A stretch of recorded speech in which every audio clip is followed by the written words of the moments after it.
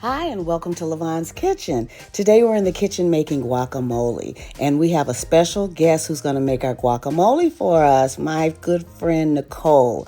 And Nicole says that her secret to making the perfect guacamole is using the perfect bowl, the correct bowl, which is called the Molcajete. So make sure you use the right bowl to make that guacamole perfect. So let's go ahead with our ingredients: the onions, the tomatoes, the cilantro, the limes, and the avocados. And one secret ingredient is using a serrano pepper. We use the serrano pepper instead of a jalapeno pepper. Don't forget the right pepper.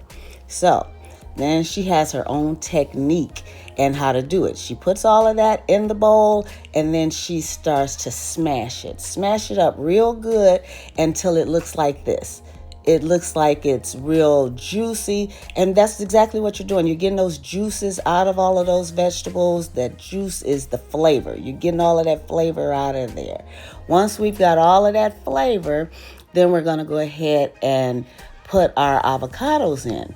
Now, she has a certain way that she cuts her avocados, and this is basically how it's supposed to be done. You slice them down one way, then you turn it around and slice them the other way, and then you just take your spoon and pull it out. That way it's coming out in those nice big chunks.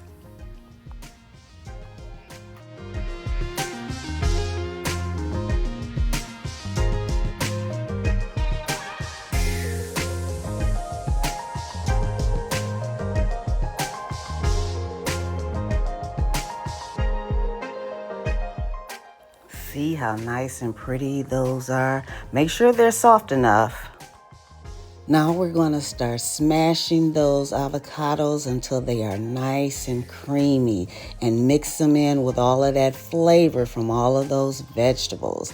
Look at that. Add some cilantro on top for some extra flavor. Oh my goodness, look at that.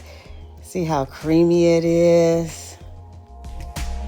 Now for some garnish, we're going to add a couple of tomato slices and some onions just to make it pretty. See? You know, presentation is everything.